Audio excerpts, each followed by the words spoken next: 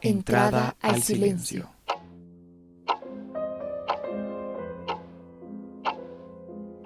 Permaneces todo el tiempo en el olor de las montañas cuando el sol se retira. Y me parece escuchar tu respiración en la frescura de la sombra, como un adiós pensativo. De tu partida, que es como una lumbre, se condolerán estas claras imágenes por el viento de la tarde. Mecidas aquí y a lo lejos, yo te acompaño con el rumor de las hojas. Miro por ti las cosas que amabas. El alba no borrará tu paso. Eres visible. Una noche en una calle, bajo la lluvia, en lo alto de la ciudad oscura, con el ruido a lo lejos, es seguro que suspirará. Yo suspiraré, tomados de las manos por un gran tiempo, en el interior de la arboleda, sus ojos claros al pasar un cometa, su cara llegada del mar, sus ojos en el cielo, mi voz dentro de su voz, su boca en forma de manzana, su cabello en forma de sueño, una mirada nunca vista en cada pupila, sus pestañas en forma de luz, un torrente de fuego.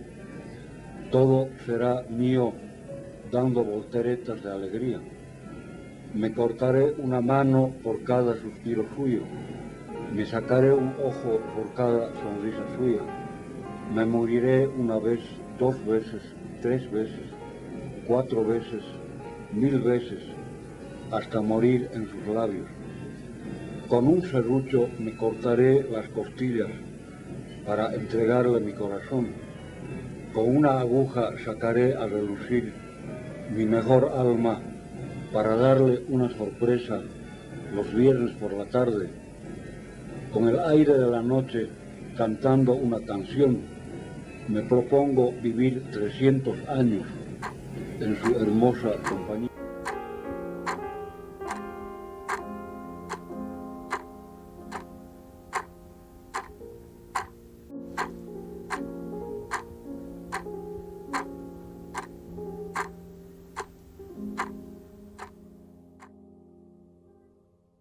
Poeta, escritor de diversos géneros, periodista, dibujante y relojero, Jaime Sáenz Guzmán nació el 8 de octubre de 1921 y murió el 16 de agosto de 1986 en la ciudad de La Paz, Bolivia. Su vida transcurrió entre eventos históricos muy importantes desde los años 20, cuando surgieron reivindicaciones sociales como las 8 horas de trabajo, hasta los años 30, durante la Guerra del Chaco y la Segunda Guerra Mundial, y posteriormente la Revolución Nacional de 1952. Desde su nacimiento, vivió con su familia materna, su abuela Etelina Lazarte y su madre y su tía, Graciela y Esther Guzmán Lazarte, hermanas de otros 6 hijos. Después de unos años, la familia creció con el nacimiento de sus hermanas menores, Yolanda, Elba y Nela González. Ya desde muy niño, Jaime mostraba cierta singularidad al despertar a su madre y a su tía durante el amanecer, para jugar hasta ver la luz del día. Siendo primer hijo y sobrino, ya que Graciela lo tuvo a los 16 años, disfrutó de una atención especial por ser un primerizo, sin padre. Cursó sus estudios desde 1926, primero en la Escuela México y el ciclo secundario en el Instituto Americano, hasta 1937, cuando ya escribía algunas notas para el diario La República. Durante el periodo de la Guerra del Chaco, entre 1932 y 1935, Raúl, el marido de su madre y padre de sus hermanas, tuvo que ir al frente por lo que sentía la soledad de su madre, que con el apoyo de su abuela y sus tíos logró afrontar una difícil etapa. Poco tiempo atrás, alrededor de sus 8 años, una presencia le cambiaría el cotidiano vivir. Entre al menos 6 mujeres llegó a su vida Alberto Ufenast Vargas, quien se casó con la tía Esther y a quien reconoció como el impulsor de su formación espiritual. Sin duda, su imagen paterna. Responsable también de motivar su gusto por la música y el deseo de conocer otros lugares, ya que en su largo recorrido había vivido en muchos países,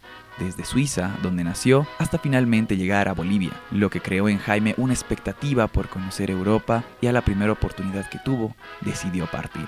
Con el apoyo de su madre y su flamante cámara fotográfica, se embarcó a hacer su servicio militar a Alemania en 1938, teniendo 17 años, por lo que Graciela tuvo que solicitar el permiso correspondiente a su padre, en un único contacto desde que lo abandonara el vientre.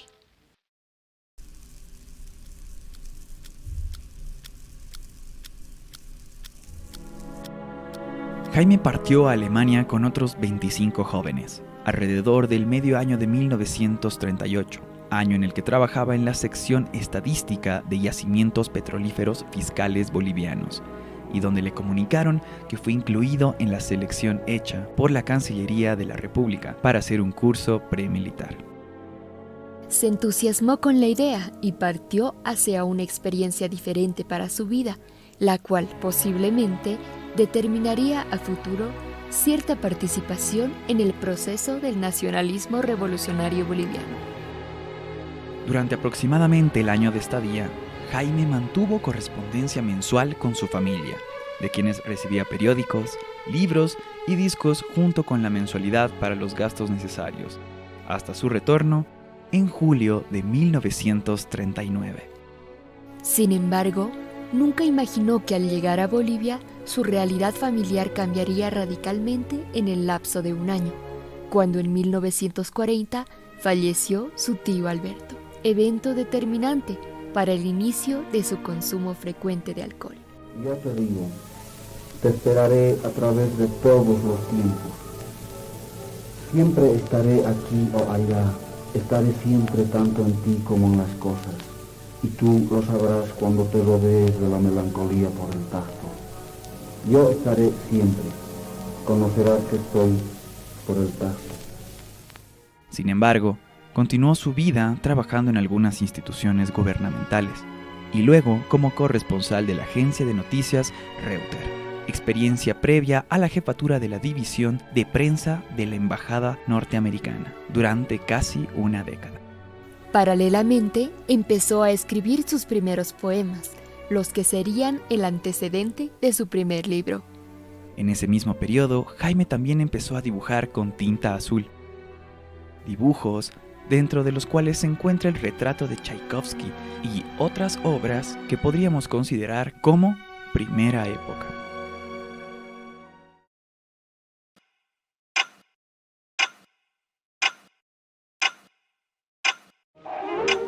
Habiendo decidido dedicar su vida a escribir, creó la revista Cornamusa en 1944, año en el que se casó con Erika, una joven alemana que vivía en Bolivia desde su niñez y conocía desde hace algunos años. Su matrimonio duró 3 años y tuvieron una hija, Jurlane, quien aproximadamente a sus 2 años fue llevada a Alemania por decisión de su madre y sus abuelos sin autorización de su padre. No supo más de su hija hasta 1969, cuando ella hizo contacto al que también se sumó Erika. Y, aunque su alegría fue grande, el intercambio solo duró hasta 1975, lapso de tiempo en el que escribió Al pasar un cometa, libro de poemas dedicado a ambas y publicado en 1982.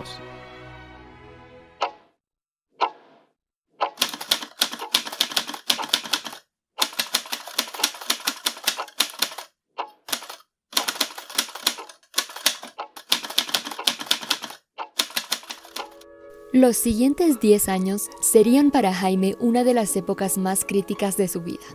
Aunque laboralmente logró una experiencia importante como periodista, continuando con ese oficio hasta sus últimos años de vida como corresponsal de McGraw-Hill World News y dirigiendo reparticiones de prensa del Estado y otras organizaciones, su búsqueda existencial constante y el interés por conocer otras realidades lo involucraron cada vez más con el consumo de alcohol. Experiencia que, paralelamente a las consecuencias obvias, como los momentos críticos y dolorosos que pasaron su madre, su tía y sus hermanas generó en él un profundo proceso de aprendizaje y determinación. Jaime nunca justificó su consumo adictivo, sino más bien lo adoptó como instrumento de conocimiento de sí mismo, asociado a temas como la noche, la angustia y la muerte. Decía sentirse en sus anchas con los que pueblan las bodegas y las tabernas, los que no ponen la comodidad ni la mezquindad por encima del alma. Gente con el coraje de cortar amarras y quemar buques.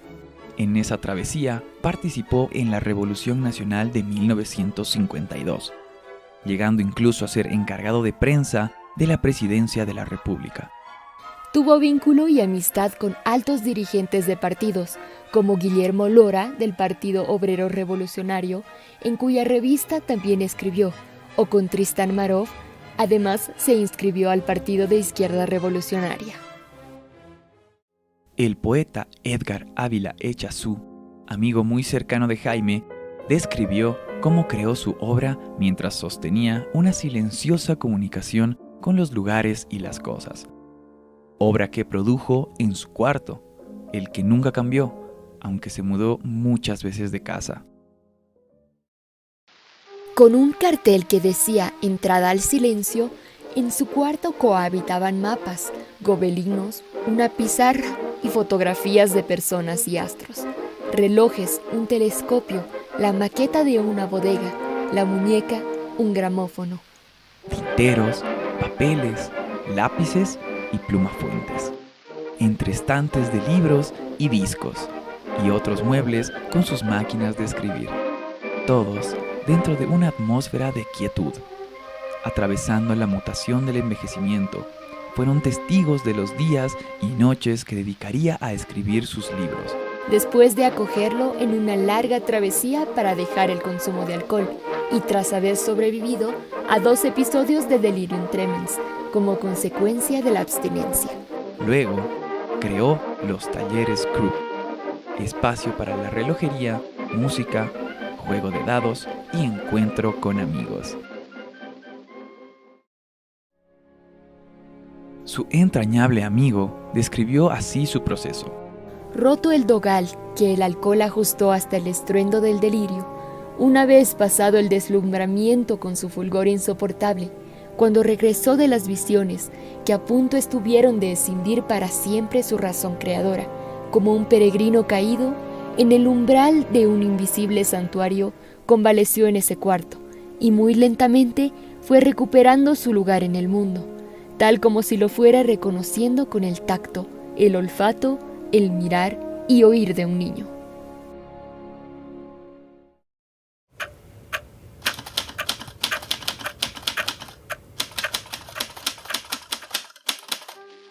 Entonces dejó el alcohol y se dedicó a escribir como acción fundamental en su vida. Los poemas de 1942 se publicaron en 1965 en la revista Vertical, la cual dirigió hasta 1972, siendo su tercera experiencia junto con las revistas Cornamusa y Brújula. Otras publicaciones las firmó con seudónimos como José Krakash, Juan de la Colina, Quintín de la Carnada o Tristán, el ermitaño. Algunos poemas de esa época fueron parte de su primer libro, El Escalpelo, publicado en 1955, el cual, mientras para algunos es una conmoción interna, por donde el mundo se despedaza en miles de instantes y miles de sombras, para otros es como quien va escribiendo sus sueños a cada rato para volver luego a dormir y pescar el tema otra vez, y así hasta el infinito. Luego publicó, en 2 únicos ejemplares, 4 poemas para mi madre, en 1957, dedicado a mi madre, para sus sueños y para su soledad compartida por todas las soledades, sin imaginar que Graciela viviría solo 7 años más. Su posterior obra poética se produjo y publicó en un lapso de 28 años, continuando con Muerte por el tacto en 1957, Aniversario de una visión en 1960, Visitante profundo en 1964. El frío en 1967. Recorrer esta distancia, en 1973. Bruckner y las tinieblas, ambos en 1978. Al pasar un cometa, en 1982. Y La noche, en 1985. Fruto de su última y definitiva crisis alcohólica. Un poema donde transfigura el abismo al que se sumergía y del que logró salir varias veces en pos de la vida. El conjunto de su obra es una búsqueda incesante de sentidos. El ser y el estar se exterioriza e interioriza a través del lenguaje poético, como el instrumento de su experiencia para encontrarse consigo mismo, a través de vivencias como la noche, el tacto, el olor, el alcohol, el júbilo o el tú. Nunca dejó de dibujar. Incluyó algunos dibujos en su obra poética y en homenaje al humor, que para él era sinónimo de conocimiento. Hizo una única exposición en la Galería en 1967. Su colección de dibujos fue reunida de manera póstuma. En el libro, además de las palabras, publicado para los 30 años de su muerte. En prosa, su primer ensayo fue La Parapita de la Paz, escrito en 1968 y publicado en el último número de la revista Vertical en 1972. Relato fruto de su acercamiento al mundo de este personaje como un episodio importante en sus andares por la ciudad. Entre 1970 y 1986, con algunos intermedios determinados por la situación política de Bolivia, fue catedrático de la Universidad Mayor de San Andrés, lo que le permitió sumar ingresos con la tía Esther, jubilada de la empresa de telégrafos de Bolivia. En 1979, y tras casi una década de escribir, publicó Felipe Delgado, su primera novela, desarrollada en la ciudad de La Paz de los años 30, donde transcurre la vida de Felipe, entre el alcoholismo y la travesía por los submundos paceños, donde se fusionan y sobreponen una serie de situaciones ligadas siempre a temas de amor, muerte y búsqueda de sí mismo. El mismo año, en 1979, publicó Imágenes Paceñas, un recorrido por los lugares y personajes de su ciudad, apoyado con las fotografías de Javier Molina, y donde muestra cómo vive La Paz. Finalmente, en 1985, publica Los Cuartos, donde se habla de las vicisitudes que vive una tía, entre mudanzas y situaciones de sobrevivencia con olor de vejez. Para Jaime, ambos géneros, poesía y prosa, son expresiones poéticas. De manera póstuma, se publicaron libros inéditos, comenzando en 1986 con Vidas y Muertes, La Piedra Imán, en 1989, su segunda novela, Los Papeles de Narciso Limacha, en 1991. Santiago de Machaca y El Señor Balboa, en 1996. Su obra dramática en 2005, que incluye La Noche del Viernes, La Máscara y Perdido Viajero, y en 2010 su último libro inédito, Tocnolencias. Su obra se tradujo y publicó en Italia, Alemania, Estados Unidos y España.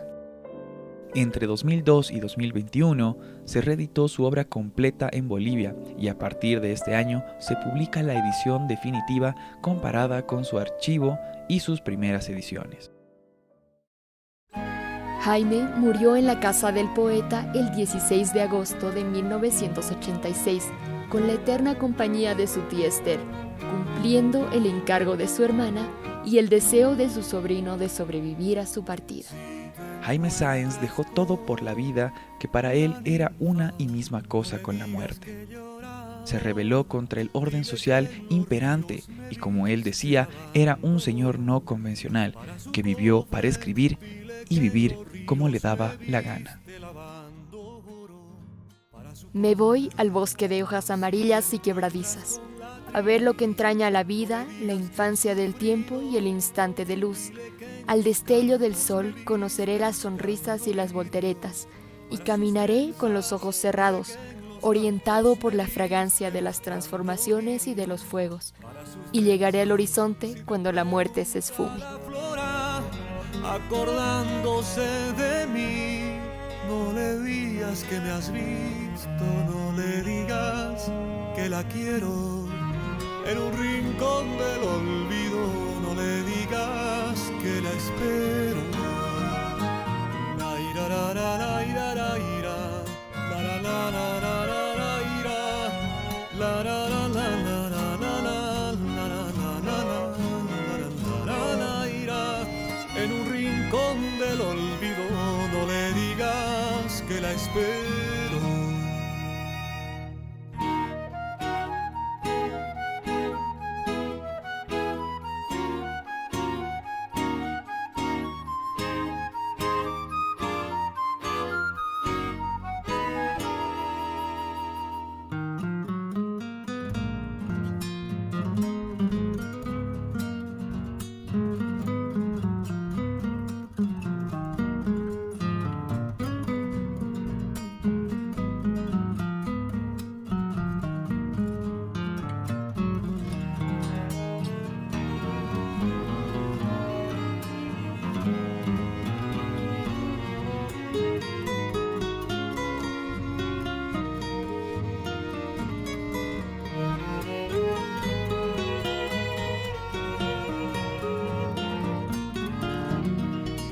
Te pregunta la flora, acordándose de mí, no le digas que me has visto, no le digas que la quiero. En un rincón del olvido, no le digas que la espero. La ira, la la la la ira, la la la la la la ira, la la la la la la la la ira. En un rincón del olvido, no le digas que la espero.